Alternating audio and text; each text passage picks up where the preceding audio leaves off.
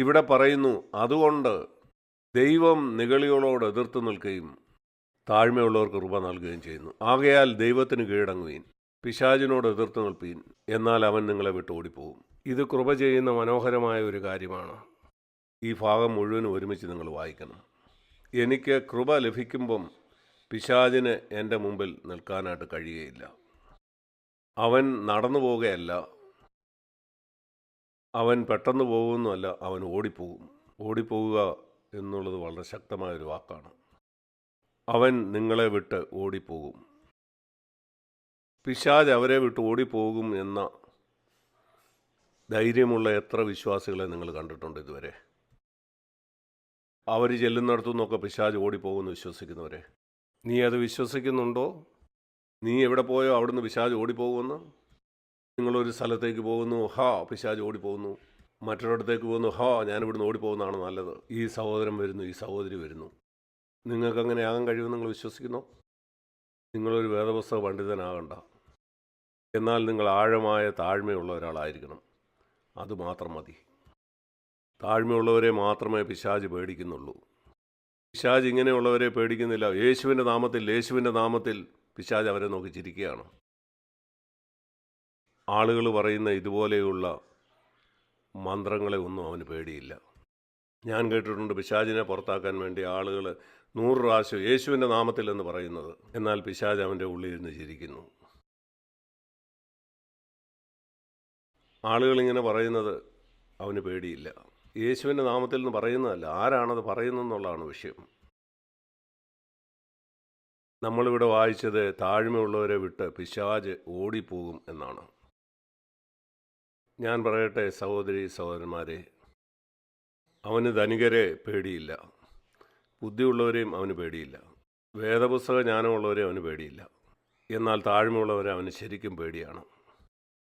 കാരണം അവനില്ലാത്ത ചില കാര്യങ്ങൾ അവർക്കുണ്ട്, അവനില്ലാത്ത ശക്തി അവർക്കുണ്ട്.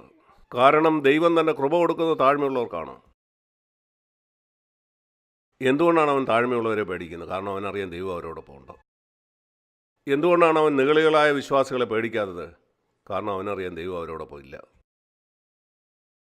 തൻ്റെ ജീവിതത്തിലെ പരാജയത്തിന് മറ്റുള്ളവരെ കുറ്റപ്പെടുത്തുന്നവരെ എന്തുകൊണ്ടാണ് പിശാച് പേടിക്കാത്തത്? കാരണം അത് പിശാചിൻ്റെ തന്നെ സ്വഭാവമാണ്. അവൻ അപവാദിയാണ്, മറ്റുള്ളവരെ കുറ്റപ്പെടുത്തുന്നവൻ. തങ്ങളുടെ ജീവിതത്തിൽ മറ്റൊരാളെ കുറ്റപ്പെടുത്താത്ത ഒരാളെ എന്തുകൊണ്ടാണ് പിശാച് പേടിക്കുന്നത്? കാരണം അവർ താഴ്മയുള്ളവരാണ്. താഴ്മയുള്ള ഒരാൾ മറ്റൊരാളെ ഒരിക്കലും ഒരു കാര്യത്തിനും കുറ്റപ്പെടുത്തുന്നില്ല. തൻ്റെ പാപത്തിനോ മറ്റൊരു കാര്യത്തിനും. അങ്ങനെയുള്ള ആളുകളെ പിശാച് ഭയപ്പെടുന്നു. ദൈവത്തിൻ്റെ കൃപ മതി, എന്നാൽ അത് എല്ലാവർക്കും കൊടുക്കുന്നില്ല. അതിനൊരു വ്യവസ്ഥയുണ്ട്. അവൻ്റെ കൃപയാണ് നമ്മളെ ജയാളികളാക്കുന്നത്. 1 പത്രോസ് 5-ാം അധ്യായത്തിൽ ഇത് വീണ്ടും പറയുന്നുണ്ട്. ഇത് പ്രത്യേകിച്ചും ചെറുപ്പക്കാരോടാണ് പറയുന്നത്. അതുകൊണ്ടാണ് ഞാൻ ചെറുപ്പക്കാരോട് എപ്പോഴും പറയുന്നത്, പ്രിയ ചെറുപ്പക്കാരെ, നിങ്ങൾ ചെറുപ്പമായിരിക്കുമ്പോൾ ദൈവം നിങ്ങളെ തകർക്കട്ടെ. 16 കൊല്ലം ഞാൻ രക്ഷിക്കപ്പെട്ടതിന് ശേഷം അനേക സാഹചര്യങ്ങളിലൂടെ ദൈവം എന്നെ തകർത്തു, എന്നെ താഴ്മയുള്ളവനാക്കി തീർത്തു. മൂത്ത സഹോദരന്മാരെ എന്നെ തെറ്റിദ്ധരിച്ചു. നിങ്ങൾക്ക് ദൈവഭക്തിയുള്ള മൂപ്പന്മാരെ ലഭിച്ചിട്ടുണ്ടെങ്കിൽ നിങ്ങൾ ഭാഗ്യവാന്മാരാണ്. നിങ്ങളോട് കരുണയുള്ളവരും നിങ്ങൾക്ക് വേണ്ടി കരുതുന്നവരുമായിട്ടുള്ളവർ. ഞാൻ വിചാരിക്കുന്നു നിങ്ങളിൽ ചിലരെ അങ്ങനെയുള്ളവരെ വേണ്ട വിധം ബഹുമാനിക്കുന്നില്ലെന്ന്. അതുകൊണ്ടാണ് നിങ്ങൾ നഷ്ടമായിരിക്കുന്നത്. മൂത്ത സഹോദരന്മാരാൽ ഞാൻ അവമാനിക്കപ്പെട്ടിട്ടുണ്ട്. അങ്ങനെയുള്ള പല കാര്യങ്ങളും സംഭവിച്ചു. ഞാൻ പറയട്ടെ, എൻ്റെ ജീവിതത്തിൽ സംഭവിച്ച ഏറ്റവും നല്ല കാര്യമാണ് അതെന്നെ തകർക്കാനായിട്ട് ദൈവം ഉപയോഗിച്ചു. നിങ്ങൾക്ക് ദൈവഭക്തിയുള്ള ഒരു മൂപ്പനുണ്ടായിരിക്കാം, എന്നാൽ നിങ്ങൾക്ക് ബുദ്ധിമുട്ടുണ്ടാക്കുന്ന ഒരു ഭാര്യയെ ദൈവം നിങ്ങൾക്ക് തന്നില്ലേ? അല്ലെങ്കിൽ ബുദ്ധിമുട്ടിക്കുന്ന ഒരു ഭർത്താവിനെ, നിനക്ക് ബുദ്ധിമുട്ടുണ്ടാക്കുന്ന ഒരു മൂപ്പനില്ലെങ്കിലും ഒരു മേലധികാരി അങ്ങനെ ദൈവം തന്നില്ലേ? അല്ലെങ്കിൽ ബുദ്ധിമുട്ടുണ്ടാക്കുന്ന ഒരു അയൽവാസി. നിന്നെ തകർക്കാനായിട്ട് ദൈവത്തിന് അനേക വഴികളുണ്ട്. എന്നാൽ നീ തകരപ്പെടാനായിട്ട് നിന്നെ തന്നെ അനുവദിച്ചിട്ടുണ്ടോ? എന്നാൽ ഈ കാര്യം നിങ്ങൾ മനസ്സിലാക്കിയിട്ടുണ്ടോ? ഈ നിറഞ്ഞിരിക്കുന്ന ബലൂണിനെ പൊട്ടിച്ച് എന്നെ താഴ്മയുള്ളവനാക്കാൻ ദൈവം തന്ന ശൂലമാണ് എൻ്റെ ഈ സാഹചര്യമെന്ന് നിങ്ങൾ തിരിച്ചറിയുന്നുണ്ടോ? അതോ നിങ്ങൾ അതിനോട് എതിർത്തുകൊണ്ടിരിക്കുകയാണോ? എങ്കിൽ ദൈവം കാത്തിരിക്കുകയാണ്. 1 പത്രോസ് 5:5 ഔവണ്ണം ഇളയവരെ നിങ്ങളുടെ മൂപ്പന്മാർക്ക് കീഴടങ്ങുവീൻ. 1 പത്രോസ് 5:5 നിങ്ങളെല്ലാവരും തമ്മിൽ തമ്മിൽ കീഴടങ്ങി താഴ്മ ധരിച്ചുകൊള്ളുവീൻ. കാരണം നിങ്ങൾ നിഗളികളാണെങ്കിൽ ദൈവം നിങ്ങൾക്കെതിരെ വരും, എന്നാൽ അവൻ താഴ്മയുള്ളവർക്ക് കൃപ നൽകും. അതുകൊണ്ട് ദൈവത്തിൻ്റെ ബലമുള്ള കൈക്കീഴിൽ താണിരിപ്പീൻ. ഞാൻ നിങ്ങളെല്ലാവരോടും പറയട്ടെ, ദൈവം നിങ്ങളെ ഇന്ന് ആക്കി വച്ചിരിക്കുന്ന സാഹചര്യം ദൈവത്തിൻ്റെ ബലമുള്ള കൈക്കീഴിലാണ്. നിങ്ങൾക്കത് ബുദ്ധിമുട്ടായിട്ട് തോന്നുന്നുണ്ടോ? അതിനിടയിൽ നിങ്ങൾ കിടന്ന് പിടയുകയാണോ? അത് ദൈവത്തിൻ്റെ ബലമുള്ള കൈയാണ്. അതിനോട് എതിർക്കുന്നതിന് പകരം അതിന് വിധേയപ്പെടുക. തക്ക സമയത്ത് ദൈവം നിങ്ങളെ ഉയർത്തും. അവൻ നിങ്ങളെ ഉയർത്തുമെന്ന് പറഞ്ഞാൽ നിങ്ങളെ ഇന്ത്യയുടെ പ്രസിഡന്റ് ആക്കുമെന്നല്ല അതിനർത്ഥം. എനിക്ക് അതിനകത്ത് ഒരു താല്പര്യമില്ല. പാപത്തിന് മീതെ അവൻ നിങ്ങളെ ഉയർത്തും. പിശാചിന് മീതെ അവൻ നിന്നെ ഉയർത്തും. എന്തിനു മീതെയാണ് നിങ്ങൾക്ക് ഉയർച്ച വേണ്ടത്? നിങ്ങൾക്കൊരു ജോലിയിലൊരു പ്രൊമോഷനാണോ? ആളുകളുടെ മേലെയാണോ? പാപത്തിന് മീതെയാണ് എനിക്ക് ഉയർച്ച വേണ്ടത്. എൻ്റെ ജഡത്തിന് മീതെ എനിക്ക് ഉയർച്ച വേണം. എന്നെ താഴോട്ട് വലിക്കുന്ന ഈ ജഡത്തിന് മീതെ. എനിക്കൊരു സഭയിലെ മൂപ്പനാകാനും ആഗ്രഹമില്ല. ഒരു താല്പര്യവുമില്ല. ആളുകളുടെ മീതെ ഉയരാനായിട്ട് എനിക്കൊരു താല്പര്യമില്ല. എൻ്റെ ജഡീക മോഹങ്ങൾക്ക് മീതെ ഉയർത്തപ്പെടാനായിട്ട് എനിക്ക് വളരെ തീവ്രമായ ആഗ്രഹമുണ്ട്. തക്ക സമയത്ത് അവൻ നിങ്ങളെ ഉയർത്തും. ഇവിടെ പിന്നെയും പറയുന്നു 8-ാം വാക്യത്തിൽ, നിർമ്മതരായിരിപ്പീൻ, ഉണർന്നിരിപ്പീൻ, നിങ്ങളുടെ പ്രതിയോഗിയായ പിശാച്. യാക്കോബിൻ്റെ ലേഖനം 4-ാം അധ്യായത്തിൽ നിങ്ങൾ കണ്ടോ? താഴ്മയെക്കുറിച്ച് പറഞ്ഞ ഉടനെ പിശാചിനെക്കുറിച്ച് അവിടെ പറയുന്നു. ഇവിടെയും താഴ്മയെക്കുറിച്ച് പറഞ്ഞ ശേഷം ഉടനെ തന്നെ പിശാചിനെക്കുറിച്ചും പറയുന്നു. അലറുന്ന സിംഹം എന്ന പോലെ ആരെ വിഴുങ്ങേണ്ടുവെന്ന് തിരഞ്ഞു ചുറ്റി നടക്കുന്നു. എങ്ങനെയാണ് അവൻ ആളുകളെ വിഴുങ്ങുന്നത്? അവരെ നിഗളികളാക്കിക്കൊണ്ട്.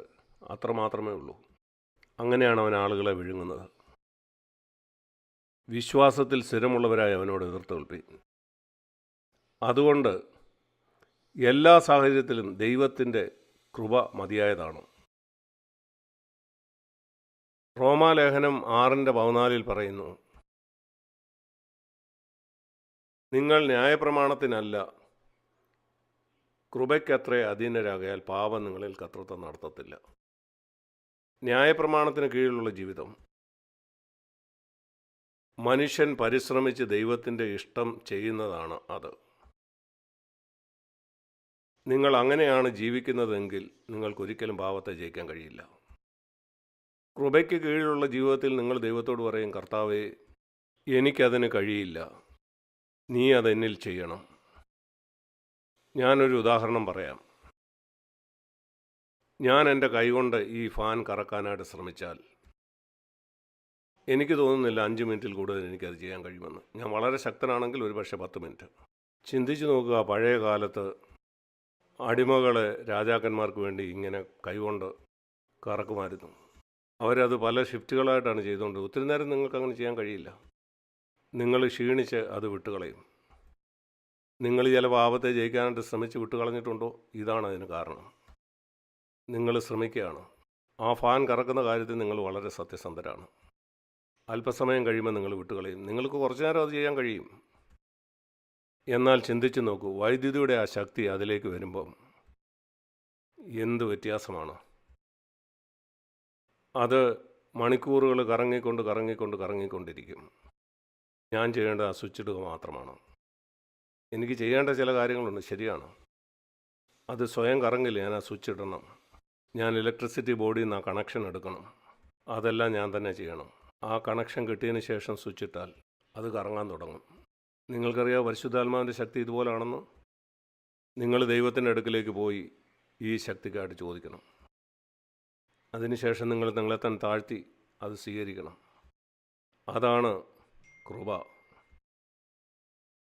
അങ്ങനെ നിങ്ങൾ ജീവിക്കാൻ തുടങ്ങിയാൽ പാപം നിങ്ങളുടെ മേൽ കർത്തൃത്വം നടത്തത്തില്ല. ആ ഫാൻ നിന്നു പോകത്തില്ല. അത് കറങ്ങിക്കൊണ്ടേയിരിക്കും.